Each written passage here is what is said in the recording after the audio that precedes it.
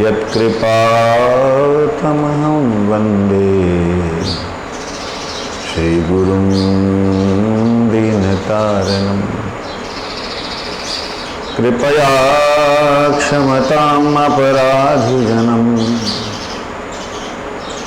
कलुषायुतसक्तसुधीननरम् सुपथे परिचालय सर्वदिनं प्रणमामि च माधवदेवपदम्। वञ्चाकल्पतरुभ्यश्च कृपासिन्धुभ्यैव च पतितानां पावनेभ्यो वैष्णवभ्यो नमो नमः। श्रीकृष्ण चैतन्य प्रभु नित्यानंद श्री अद्वैत गदाधर श्रीवासादि गौर भक्त वृंद। हरे कृष्ण कृष्ण कृष्ण हरे हरे, हरे राम राम राम हरे हरे। श्री जयधर्म की जय हो।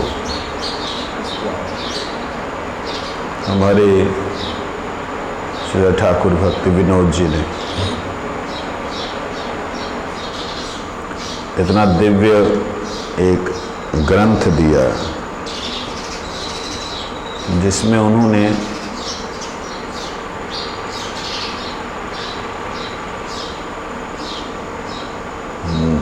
मानो सारे शास्त्र और पुराणों का निचोड़ रख दिया।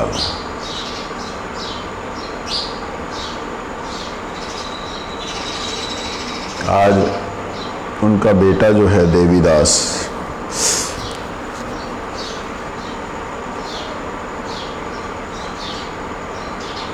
वो जब बोला कि पिताजी मैं आपके बहुत बहुत धन्यवाद करता हूँ कि आपकी कृपा से आज मुझे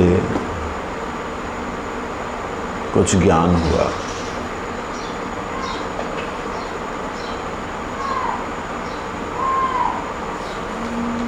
तब वह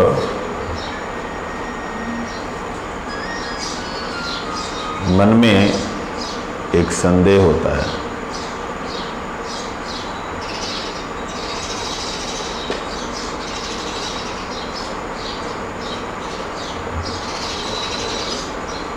कि मेरे ऊपर ऐसी कृपा हुई, मैं ऐसा देख पाया, ऐसा समझ पाया। आपने बड़ी कृपा की, मेरे को मेरे प्रश्नों के जवाब में आपने क्रोध नहीं किया, बड़ी कृपा करके मुझे समझाया।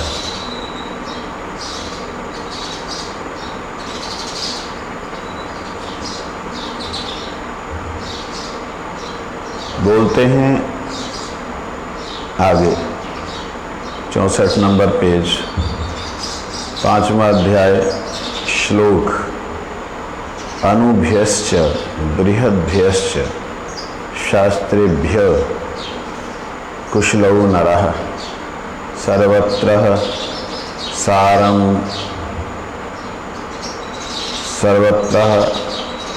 सारमादाद्य आदत्यात्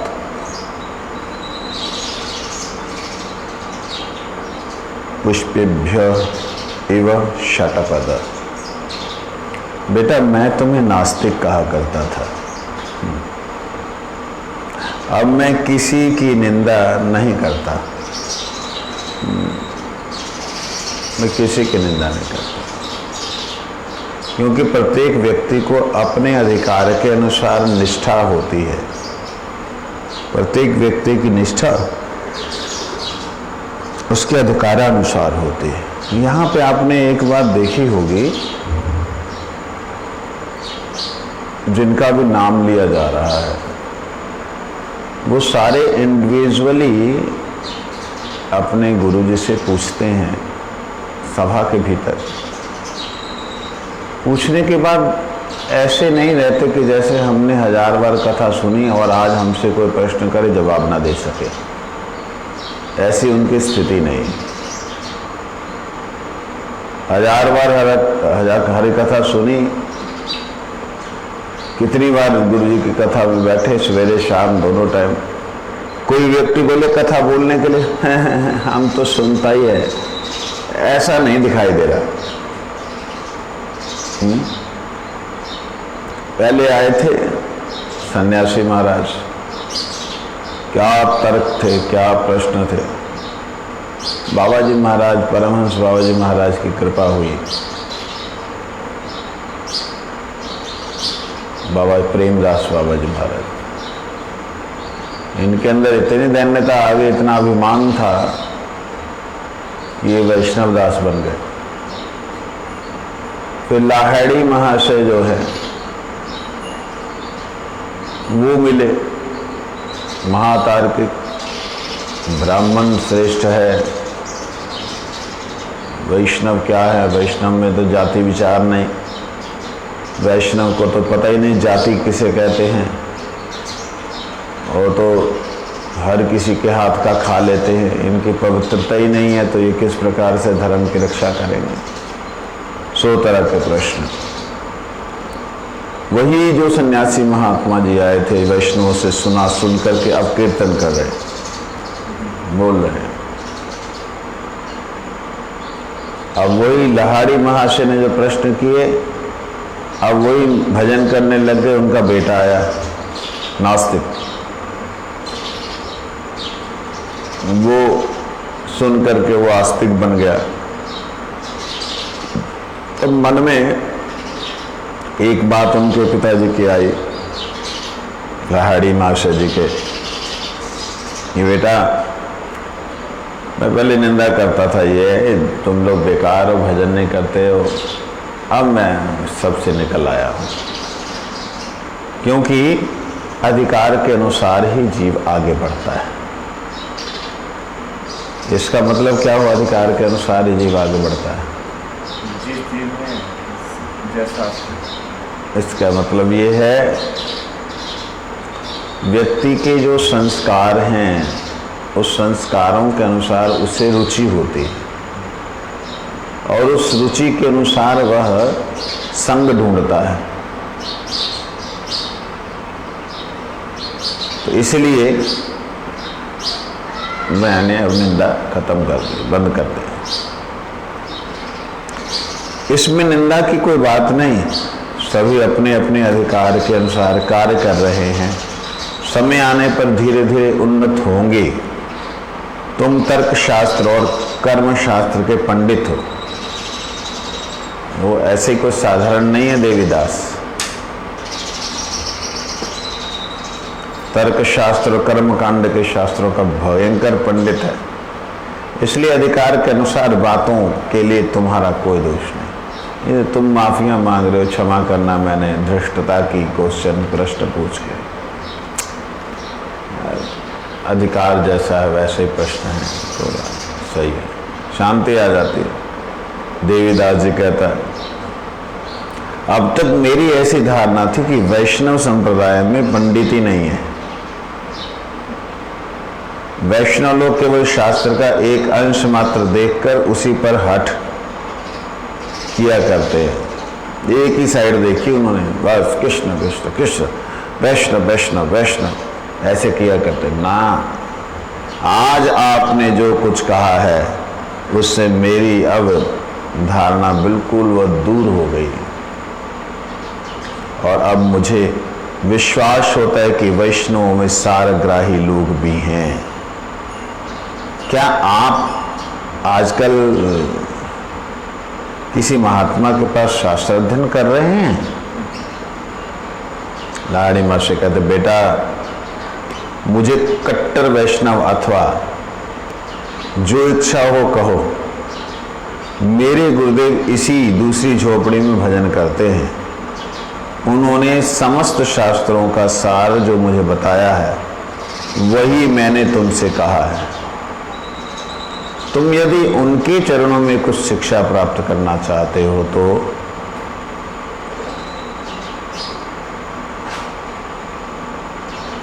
भक्ति भाव से उनके निकट जाकर जिज्ञासा कर सकते हो।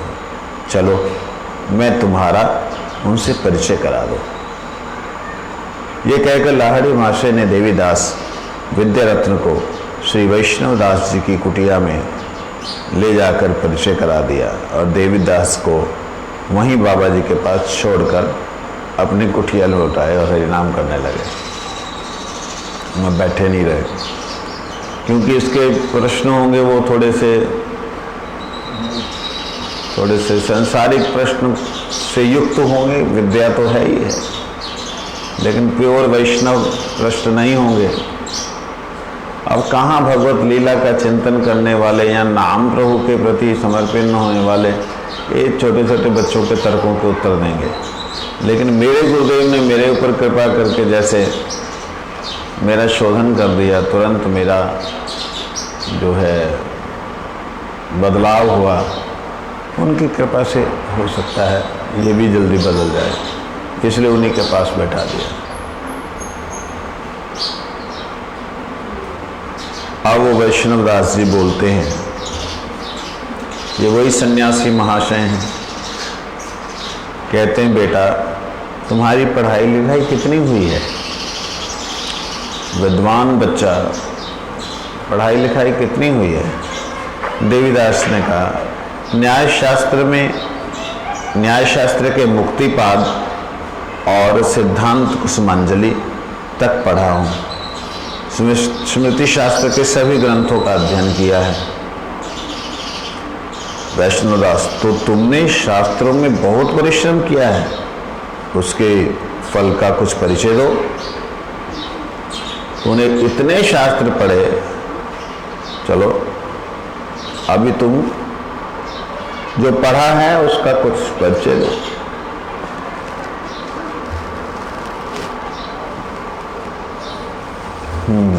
देवीदास कहते हैं अत्यंत दुख निवृत्तिरैव मुक्ति ही।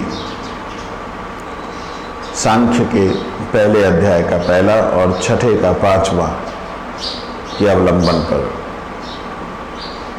कहते हैं अत्यंत दुख निवृत्तिरैव मुक्ति। इसी मुक्ति के साथ सर्वदा चेष्टा करना उचित है। अत्यंत दुख निवृत्ति क्या होती है? एक दुख होता है भूख लगी, खाना खाया, पेट भर गया, भूख की निवृत्ति हो गई। एक है ऐसी स्थिति में पहुंच जाए व्यक्ति भूख ही ना लगे और शरीर में कमजोरी भी ना आए। एक ऐसी स्थिति में पहुंच जाए जहां जरूरत ही ना हो। दुख की अत्यंतिक निवृत्ति।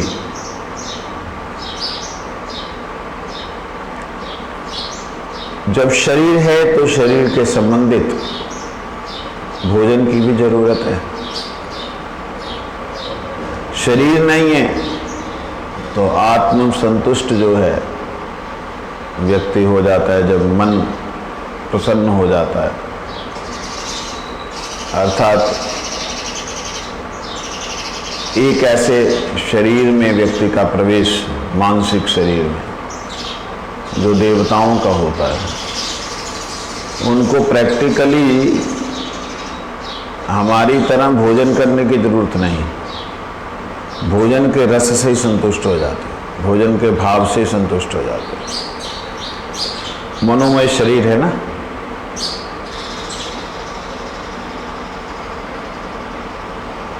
इसीलिए कहते हैं इसी मुक्ति के लिए चेष्टा करनी चाहिए। मैं अपने धर्म की निष्ठा के साथ इसी मुक्ति की खोज कर रहा हूँ।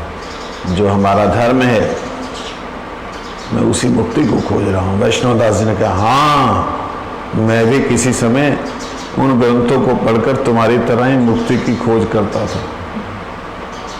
वो सन्यासी महापुरुष हैं तो पहला परिचय आपके सामने रहेगा तो समझ में आता रहेगा। देवीदास तो क्या अब आपने मुक्ति की कामना छोड़ दी है? बेटा बोलो, मुक्ति किसे कहते हैं? चलो मुक्ति बताओ किसे कहते हैं। न्याय शास्त्र के अनुसार जीव और ब्रह्म में नित्य भेद है, इसलिए न्याय के मत से आत्यंतिक दुख की निवृत्ति कैसे हो सकती है?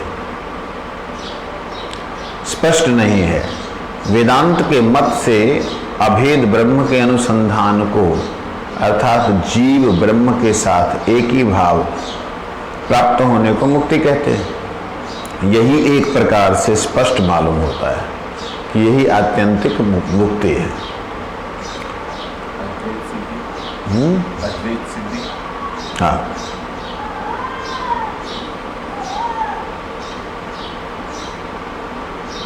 जो न्याय शास्त्र हैं, न्याय शास्त्र किससे कहते हैं? किसी बात के ऊपर अपने विचार इतने पुष्ट दें कि वो बात जो है बात ही ना रहे, बतंगड़ बन जाए। बात का बतंगड़ बनना बोलते हैं ना, मतलब न्याय शास्त्र कहता है कि कोई भी तत्व इस संसार में ऐसा नहीं है जो तत्व तुम्हें हमेशा के लिए निवृत्त कर सके। तो इसलिए वो कोई एक बात को लेंगे, उसके ऊपर तर्क करेंगे, तर्क करने के बाद जो बात स्थापन करेंगे, दूसरा व्यक्ति उस बात को लेकर उसको काट सकता है, वो कट जाती है एक से एक। उनका ये कहना है कि आत्मा जो है वो कुछ है नहीं, तत्व नहीं है।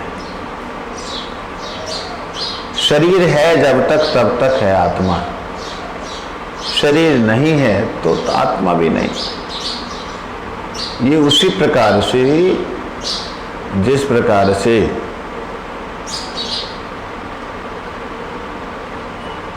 उनको ब्रह्म का कोई भी अनुसंधान नहीं है, ब्रह्म भी नहीं है पर भगवान भी नहीं है। वो केवल जो कुछ है सब प्रज्ञा है, ज्ञान है बस। और वो ज्ञान भी ऐसा है कि जहां है वहां क्रिया है बस। न्याय को समझना बड़ा मुश्किल है, कॉम्प्लिकेटेड है। जैसे वो लोग कहते हैं पहले पानी नहीं था लेकिन पानी बना। कैसे? दो तत्वों के मिलने से, H2 ऑक्सीजन और हाइड्रोजन, ये दो मिलने से पानी बना।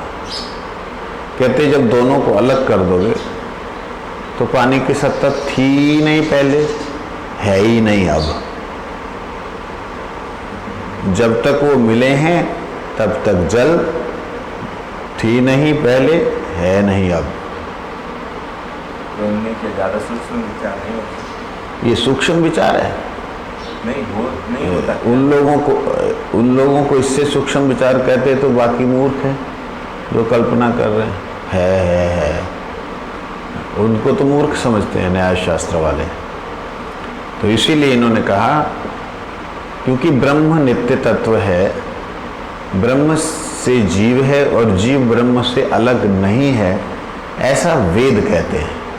तो न्याय शास्त्र से श्रेष्ठ मैं इस मत को मानता हूं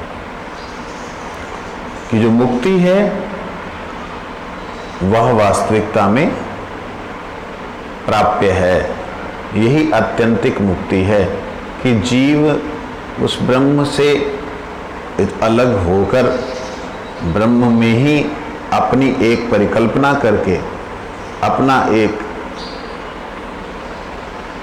परिकल्पनिक शरीर बनाकर बैठा हुआ। ये जब तक अपने आप को अलग किए बैठा है तब तक ये दुख है। जैसे इसको उससे निवृत्ति होगी तो उसमें प्रवेश कर जाएगा। पानी का बुलबुला पानी के भीतर रहते हुए पानी से अलग अपनी सत्ता को दिखलाता है। फूटने की देरी है, पानी पानी में मिल जाता है।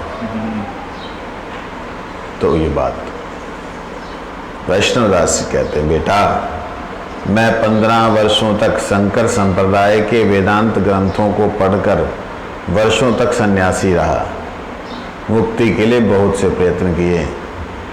शंकर मत के चारों महावाक्यों को अवलंबन कर बहुत दिनों तक निधिध्यासन किया। निधिध्यासन क्या होता है? जो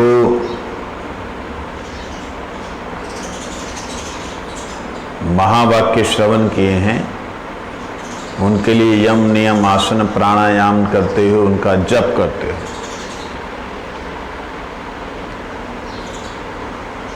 उसमें पूरी तरह डूब करके मंत्र का जप करते हुए मैंने निधिध्यास, पूरी तरह अध्यास अपने आप को प्रवेश कराकर करता था बहुत दिनों तक। बाद में उस पद को अर्वाचीन समझकर, अर्वाचीन मतलब क्या होता है?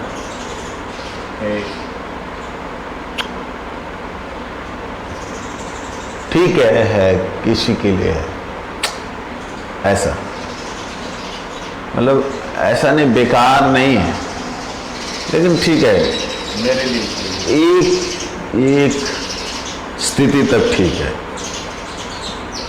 बाद में उस पद को अर्वाचीन समझकर परित्याग कर दिया।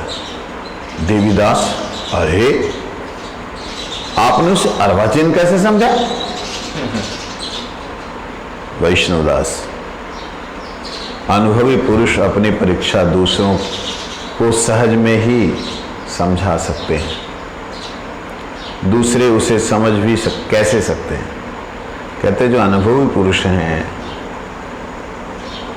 जो उन्होंने परीक्षा की है, वो दूसरों को कैसे ऐसे समझा देंगे?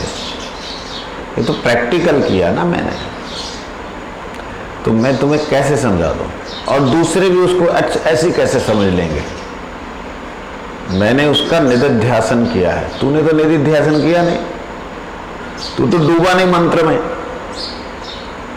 पढ़ा है, पढ़ाई की है। वैष्णवदास क्या कहते हैं आगे? देवीदास ने देखा कि वैष्णवदास महापंडित, सरल और महाविज्ञ हैं। महापंडित होने के बाद व्यक्ति सरल नहीं रह जाता। महान विद्वान होने के बाद व्यक्ति अपनी विद्वता को जरूर अपने प्रवचनों में, अपने वार्तालाप में दिखलाता है। वो कथा बोलेंगे, 50 ऐसे शब्द उसमें होंगे जो शब्द किसी को समझना है, और उसका अर्थ भी बोलेंगे, और अर्थ का भी अर्थ बोलेंगे। जो अर्थ का अर्थ है वो लोगों को समझ में आता है। लोग लेकिन कहते हैं क्या कमाल का प्रवक्ता है, क्यों? समझ तो आए नहीं। बाकी वो ऐसी क्लिष्ट भाषा बोलते हैं। अब जैसे मैंने क्लिष्ट बोल दिया, ये समझ में नहीं आया। ऐसी क्लिष्ट भाषा बोलते हैं जो दूसरे की समझ में नहीं आती, परंतु फिर उसी का तर्जुमा करते हैं, अर्थात व्याख्या करते हुए 2, 3, 4 शब्द बोल जाते हैं। तो कहते हैं महापंडित जो हैं वो सरल नहीं होते जल्दी से। उनकी भाषा, उनका व्यवहार, उनका प्रवचन करने का तरीका वो सरल नहीं होता।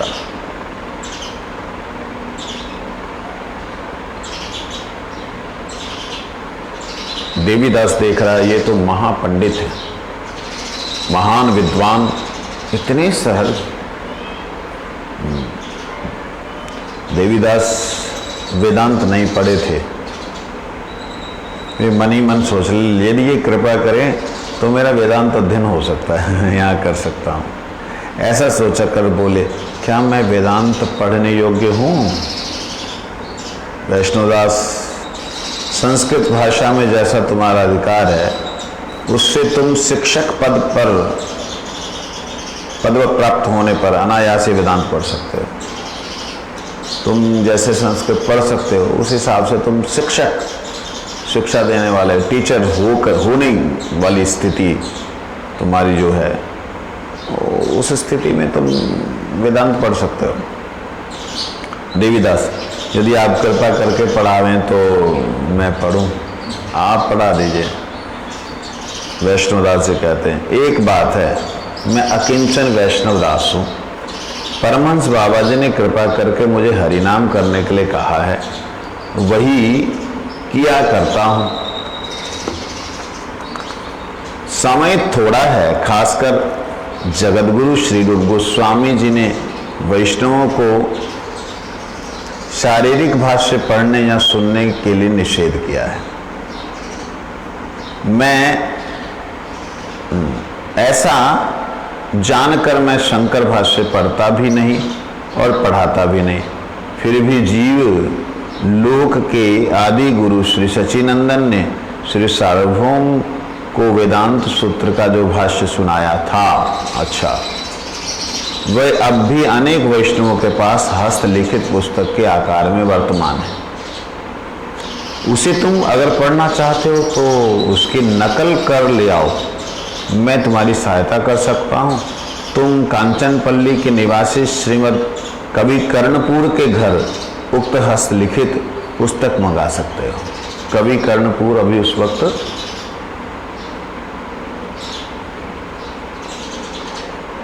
उनका घर है वहाँ कांचनपल्ली में, उनसे हस्तलिखित पुस्तक मंगवा लो। मतलब महाप्रभु ने वेदांत पाठ किया, पढ़ा सार्वभौम भट्टाचार्य जी से, सुनते रहे, वो बोलते रहे, सुनते रहे, जवाब ही नहीं दिया। तेरी समझ में भी आ रहा बेटा कि नहीं? 7 दिन हो गए बोलते बोलते, कुछ समझ में आ रहा है तो? कहते हाँ, आप जो बोल रहे हैं ना, उसमें जो सूत्र हैं, श्लोक हैं, वो मेरी समझ में पूरी तरह आ रहे हैं, मगर जो आप व्याख्या कर रहे हैं, ऐसे लग रहा है जैसे सूरज के सामने मानो कोई बादल आ जाए। ओ सार्वभौम भट्टाचार्य को, अरे तू क्या बात कर रहा, तेरी समझ में मेरी व्याख्या नहीं आ रही, मेरी व्याख्या बादलों के समान लग रही, बता आत्मा का मतलब क्या है? मैं क्या बताऊं, आप ही बताइए। 9 तरह का अर्थ किया महाप्रभु ने, उन 9 तरह के अर्थ को छोड़ा। आत्मा राम ने निर्ग्रंथ और क्रमे इस श्लोक की व्याख्या की सार्वभौम भट्टाचार्य ने। उस 9 प्रकार की व्याख्या को छोड़कर महाप्रभु ने 18 प्रकार की व्याख्या की। वो सुन करके लगा कि मेरे को सार्वभौम कहते हैं। सार्वभौम मतलब सारी भूमि का एक श्रेष्ठ विद्वान, उपाधि सार्वभौम की। जैसे किसी को नोबेल पुरस्कार मिलता है किसी विद्या के ऊपर, किसी थीसिस के ऊपर, उसे सार्वभौम कहते हैं। तो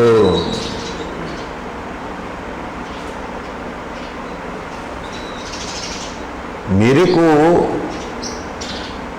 सार्वभौम लोग कहते हैं, लेकिन मेरी भी बात को जो है छुआ भी नहीं, 18 तरह की व्याख्या कर दी।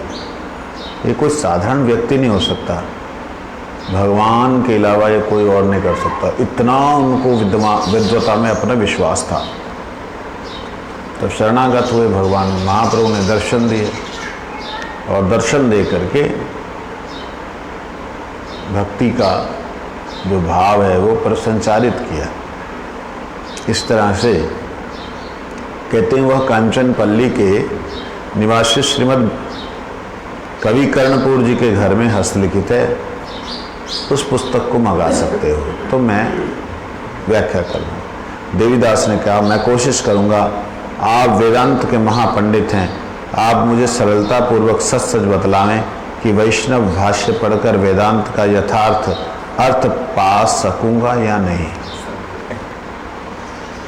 क्योंकि आप वेदांती हैं, अब मैं वैष्णवों के हिसाब से वेदांत पढ़ूंगा तो ऐसा तो नहीं कि वेदांत का असली अर्थ गायब हो जाएगा।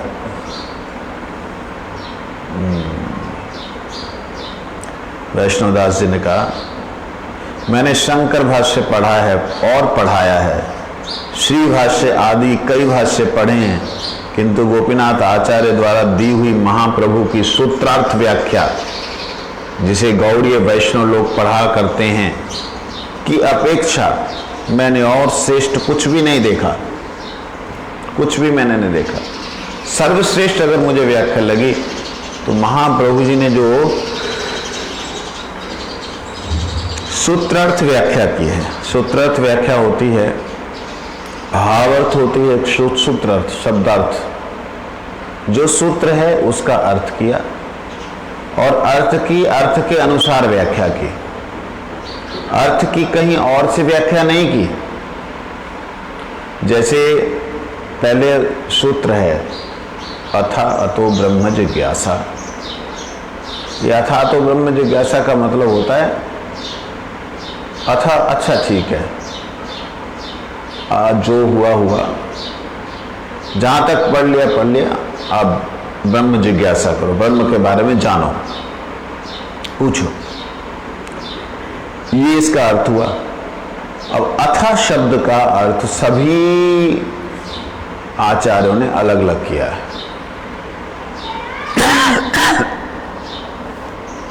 किसी ने ज्ञान, किसी ने कर्म, किसी ने योग, किसी ने विद्या, उन सबको अथा कहा। बस ठीक है, यहां तक कर लिया, अब ब्रह्म की जगह। अच्छा आपने न्याय पढ़ लिया, अब ब्रह्म की जगह।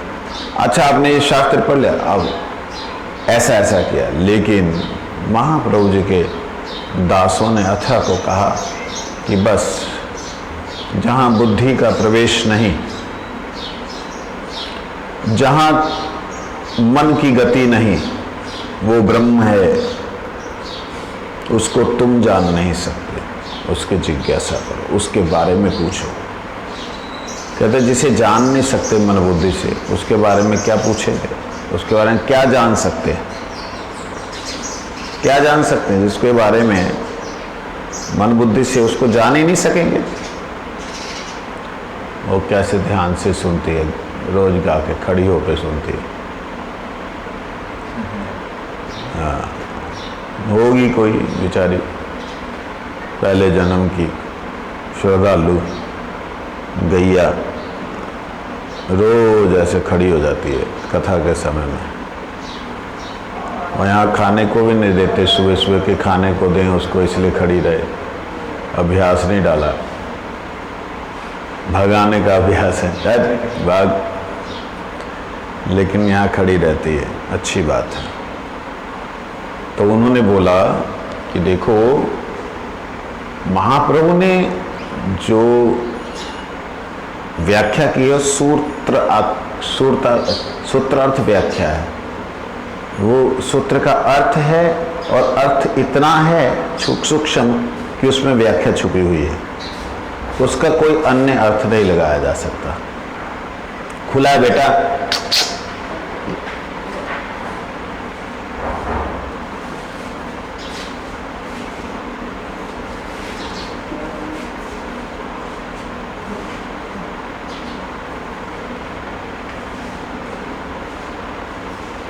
जिसे गौड़ीय वैष्णव पढ़ा करते हैं कि अपेक्षा मैंने कुछ भी श्रेष्ठ नहीं देखा।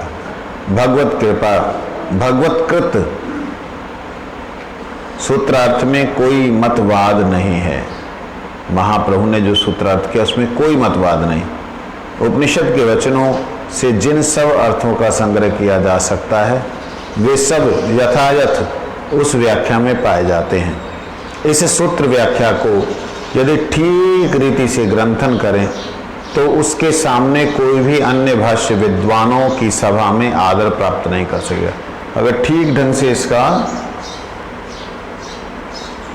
व्याख्या को करें, कोई और सभा मतलब कोई और आदर नहीं मिलेगा किसी को। ये सुनकर देवीदास विद्यारत्न बड़े प्रसन्न हुए और श्रद्धा के साथ श्री वैष्णवदास बाबा जी को प्रणाम करके अपने पिताजी की कुटी में लौट आए और वैष्णवदास बाबा से जो बातें हुई उसे संक्षेप में कह सुनाया। लाहड़ी माशा ने प्रसन्न होकर कहा, देवी तुमने बहुत कुछ पढ़ा लिखा है, किंतु जीव का यथार्थ कल्याण कैसे होता है अब उसे भी ढूंढने का प्रयत्न करो। बेटा बहुत पढ़ लिया, जीव का वास्तव कल्याण कैसे होता है उसको भी थोड़ा उसको पढ़ो, उसका प्रयत्न करो, उसको पढ़ाई से नहीं होता है। देवीदास कहते, पिताजी मैं एक बड़ी आशा लेकर यहाँ से आपको अपने साथ लिवा ले जाने के लिए आया हूँ।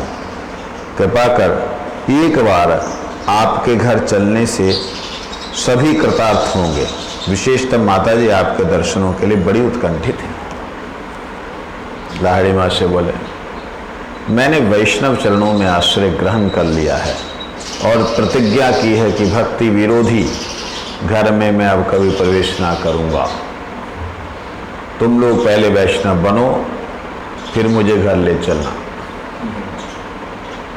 देवीदास, पिताजी ये बात आप कैसे कहते हैं? हमारे घर में प्रतिदिन भगवान की पूजा होती है, हम लोग हरि नाम का अनादर नहीं करते, अतिथियों और वैष्णव का सादर सत्कार करते हैं, फिर भी आप हमें वैष्णव क्यों नहीं? फिर भी क्या हम लोग वैष्णव नहीं हैं?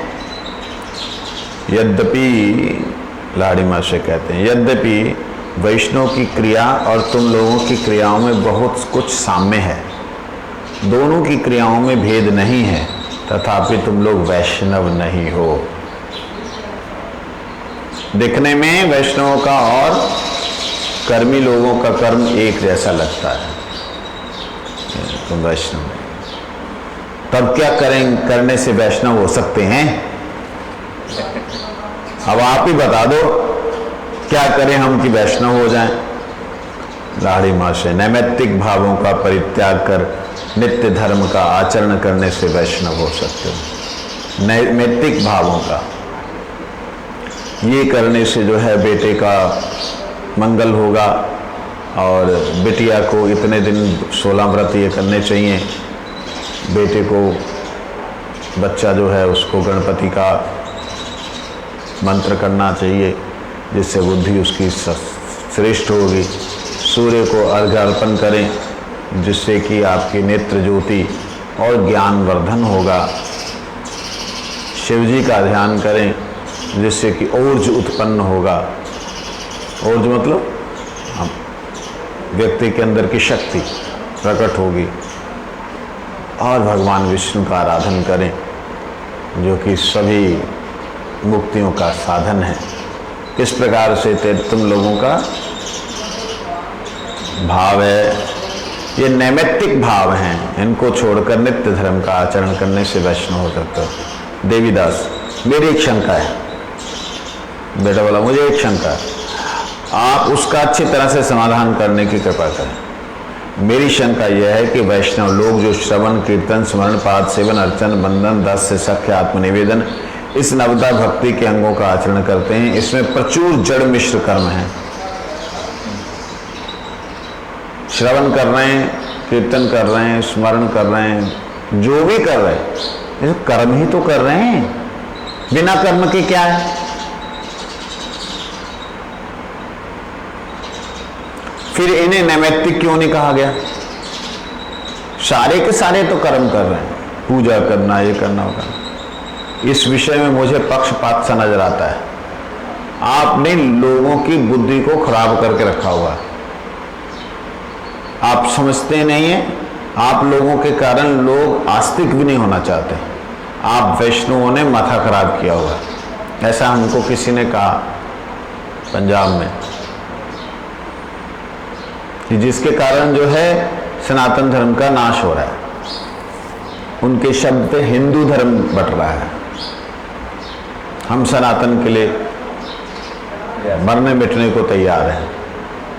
आप लोगों ने बंदिशें बना रखी कि यहाँ जाना नहीं, मंदिर को स्पर्श नहीं करना, अंदर नहीं घुसना।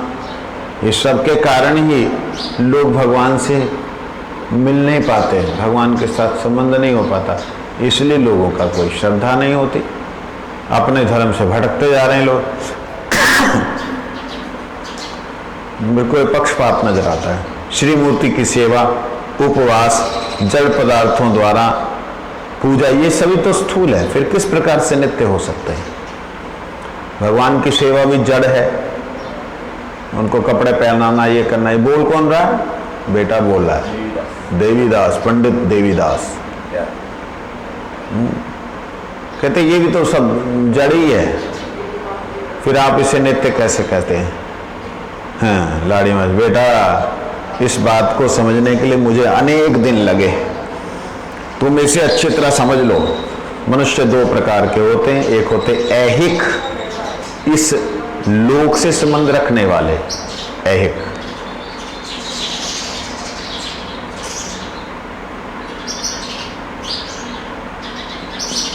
दूसरे होते हैं परमार्थिक, परलोक से संबंध रखने वाले, जो दूसरे लोक से संबंध रखते हैं।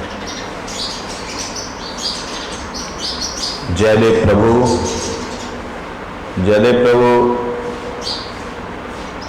दूसरे लोक से संबंध रखते हैं, परलोक। ऐही मनुष्य लोक, ऐही जो है मनुष्य, वो लौकिक सुख, लौकिक मान और लौकिक उन्नति ही देखते हैं। परमार्थिक मनुष्य तीन प्रकार के होते हैं। ऐहिक सुख देखने वाले, संसार में संबंध रखने वाले, सिर्फ इस संसार की ही बात को समझते हैं और बोलते हैं। लेकिन दूसरे हैं परमार्थिक, कहते हैं वो ईशानुगत, ज्ञाननिष्ठ और सिद्धिकामी होते हैं। सिद्धिकामी कर्मकांड के फलों में आसक्त रहते हैं। ये लोग अपने कर्मों द्वारा अलौकिक फल प्राप्त करना चाहते हैं। याग, यज्ञ, योग ही इस अलौकिक फल को प्राप्त करने के लिए उपाय है। इनके मत में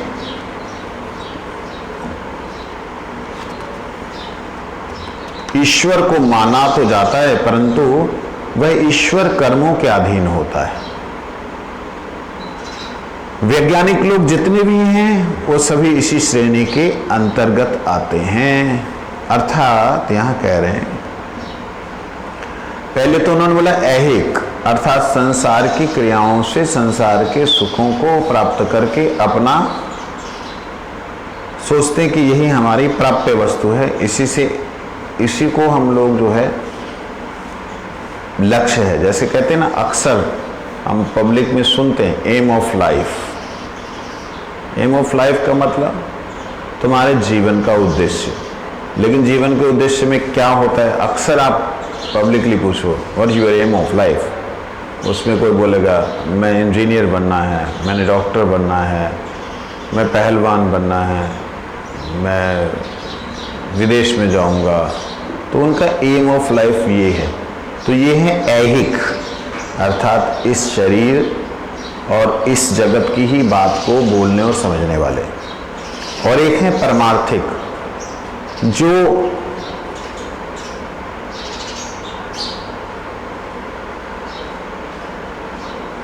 परमार्थिक हैं वो तीन प्रकार के। एक है ईशानुगत, एक ज्ञाननिष्ठ और एक सिद्धिकामी।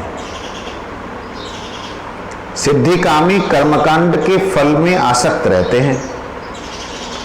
जो सिद्धिकामी होते हैं उन्हें कोई परफेक्शन चाहिए होती है, कुछ ऐसा चाहिए होता है कि जिससे कि लोग जाने उनको। मानते ईश्वर को हैं, लेकिन ईश्वर से प्राप्ति करके, ईश्वर से कुछ प्राप्त करके वो लोग कर्मकांड के फल में आसक्त रहते हैं। जैसे बहुत से लोग ऐसे देखने को मिलते हैं, यज्ञ अनुष्ठान करेंगे बड़ा जबरदस्त, औषधियाँ बिल्कुल शुद्ध लेके आएंगे और उनसे वो कुछ ऐसे तत्वों का विचार करेंगे जिससे कि उन्हें वास्तविकता में कुछ सांसारिक सुख प्राप्त हो सके। वो वास्तविकता में सिद्धिकामी इस संसार में अपने आप को प्रसिद्ध करने के लिए कोई सिद्धियां ढूंढते हैं। ये लोग अपने कर्मों द्वारा अलौकिक फल प्राप्त करना चाहते हैं। हवा में उड़ करके चले जाएंगे, जाके अमेरिका की जो वो है ना असेंबली, उसमें जाके बैठ जाएंगे। मैं छोटा सा था जब बच्चा, मैं ऐसे सोचता था,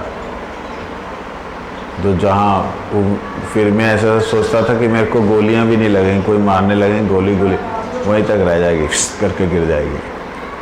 ऐसी बचपन में कल्पना थी। भगवान के ऐसा भजन करेंगे, भजन करने से वहाँ पहुँच गए और जो चला रहे हैं सब लोग देखेंगे कि सुनेंगे, फिर बोलूँगा सब लोग कृष्ण भक्ति करो, भजन करो, सब लोग, सबका कल्याण होगा। नहीं तो जो नहीं करना चाहेगा, देखो उसको उल्टा कर दिया। ऐसा करके जो सिद्धिकामी लोग हैं, वो लोग याग यज्ञ योग जो भी करते हैं, अलौकिक फल प्राप्त करने की इच्छा करते हैं। वंशा कल्पतरुस्य कृपा सिंधु पतितानां पावनेभ्यो वैष्णवेभ्यो नमः। उसमें आज हमारे गुरु महाराज जी और भारती महाराज जी और परम पूज्य पातुरी अश्विनी महाराज जी, उनका कुछ समाधि वगैरह बनाने के लिए जो है प्रयास चल रहा है, तो आज उसकी शुरुआत है, जिसके लिए वहाँ जाना होगा। मंशा कल्प